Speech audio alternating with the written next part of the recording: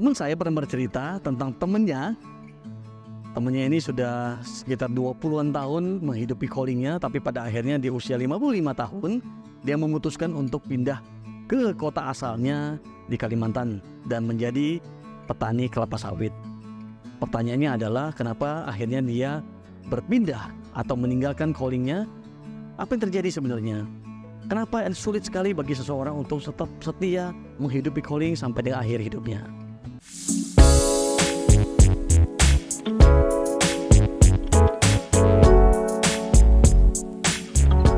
Halo teman-teman, saya Cuan. Saya seorang inspirator dan entrepreneur. Kita mau bahas tentang bagaimana kita bisa menghidupi calling kita dan mengakhiri calling kita dengan baik. Kembali kepada cerita sebelumnya, seorang bapak yang akhirnya menjadi petani kelapa sawit. Salah satu alasannya yang disampaikan kepada teman saya, karena kalau dia terus-menerus menghidupi callingnya, dia khawatir bahwa nanti anaknya tidak bisa mendapatkan pendidikan atau kuliah di tempat yang bagus, yang baik. Nggak gampang menemukan calling, memulainya sudah oke, tapi menghidupinya ternyata banyak tantangan. Nah, bagaimana caranya teman-teman supaya kita tetap bisa setia menghidupi dan mengakhirinya? Ada 3 hal teman-teman. Yang pertama adalah kita harus memiliki positive thinking yang sesungguhnya. Terkadang ada hal tidak baik terjadi dalam hidup kita dan kita nggak pernah tahu apa alasannya teman-teman. Kita benar-benar nggak mengerti. Sebagai manusia seringkali kita selalu mencari kenapa. Ada sebab akibat yang selalu kita hubung-hubungkan. Padahal kalau kita mau belajar tentang the truly positive thinking atau positive thinking yang sesungguhnya, mari kita belajar dari kacamata Tuhan. Kalau Tuhan mengizinkan itu terjadi dalam hidup kita, maka Tuhan pasti punya rencana yang baik buat kita. Teman saya kehilangan anaknya di umur 12 tahun dan tidak ada alasan, tidak ada sakit penyakit. Satu hal yang dia pelajari adalah Tuhan pasti sedang merancang sesuatu yang baik buat hidup dia. Dan sampai hari ini pun dia belum bisa memahami kenapa anaknya di umur 12 tahun sudah dipanggil oleh Tuhan. Jadi teman-teman, kalaupun satu hari nanti terjadi sesuatu yang tidak kita pahami, mari kita belajar melihat dari sudut pandang Tuhan. Yang kedua adalah mari kita memiliki harga diri yang benar.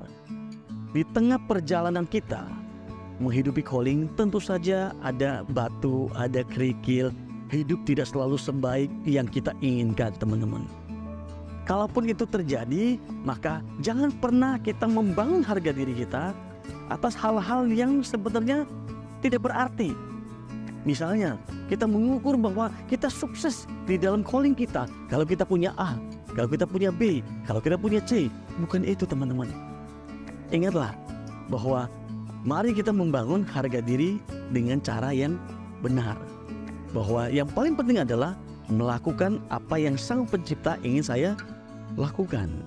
Dan hal-hal di luar itu hanya bonus, hanya tambahan, bukan yang utama. Dan yang ketiga adalah teman-teman, mari kita belajar untuk tetap rendah hati.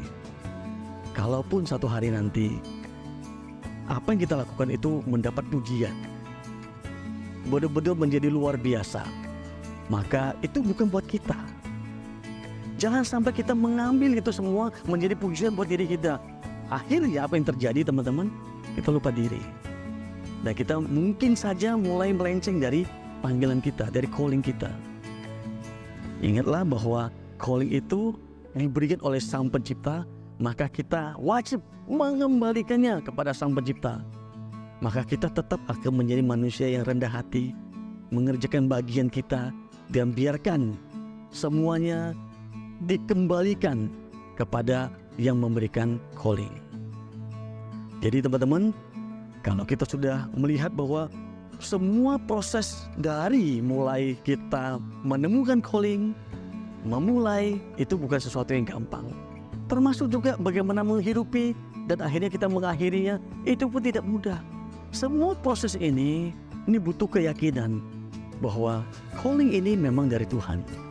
Dan jika memang Tuhan yang memberikan calling ini, maka kita pasti akan diberikan kekuatan, dibukain jalan, semuanya akan dimudahkan kalau itu memang dari Tuhan sendiri. Ada beberapa pertanyaan yang sering kali muncul di dalam sesi-sesi. Ada 3 pertanyaan yang ingin saya bahas, teman-teman. Yang pertama adalah, apakah ada yang bertanya kepada saya, Pak, calling itu cuma 1 atau bisa beberapa, Pak? 2, 3, 4, 5, 6. Oke, calling itu cuma 1, teman-teman. Hanya 1. 1 supaya kita fokus. Kalau lebih dari 1 nggak mungkin kita bisa fokus. Betul ya? Jadi calling itu memang cuma 1 dan tidak mungkin 2, 3, 4 dan seterusnya. Nah, pertanyaan berikutnya yang muncul setelah pertanyaan pertama, ada yang bertanya begini, Pak, calling itu mungkin berubah nggak? Atau dengan berjalannya waktu bisa bertambah, berkurang, atau berganti, Pak? Calling itu, teman-teman, tidak akan berubah. Yang berubah adalah mungkin profesi kita. Misalnya, dulunya profesi kita adalah sebagai seorang guru. Hari ini profesi kita adalah sebagai seorang pengusaha. Yang namanya calling itu tetap sama, tidak berubah. Profesinya saja berubah. Nah, mungkin menghidupinya yang akan sedikit berbeda. Misalnya, sebagai guru saya menghidupi calling saya pasti akan sedikit berbeda dengan ketika saya menjadi seorang pengusaha. Tapi isinya tetap sama, teman-teman, tidak akan berubah. Nah, yang terakhir yang sering ditanyakan adalah, Pak, kalau saya sudah menghidupi calling saya, sudah melakukannya, tapi kok saya rasanya belum puas ya, Pak? Masih belum puas. Terus itu gimana, Pak? Kalau Anda melakukan calling Anda, ya biasanya saya pastikan Anda pasti akan merasa puas. Karena kalau tidak, ya buat apa Anda mengejar calling Anda, melakukannya dan menghidupinya? Kalau Anda menghidupinya lalu belum puas, kemungkinan besar itu bukan calling Anda, bukan yang terdalam, jadi masih di permukaan. Jadi teman-teman, kita harus paham bahwa calling cuma 1, tidak mungkin berubah. Bertambah mungkin dia berkembang sesuai dengan profesi kita, hidup kita, tapi fokusnya intinya tetap sama. Dan kalau kita sudah melakukannya, kita pasti akan merasakan kepuasan sejati di dalam hati kita. Saya Cuan, terima kasih sudah menonton video ini. Saya doakan bagi teman-teman yang belum menemukan calling, segera menemukan calling Anda. Dan yang sudah segera pengen memulainya, Anda segera punya keyakinan dan keberanian untuk memulainya. Sampai ketemu di video selanjutnya.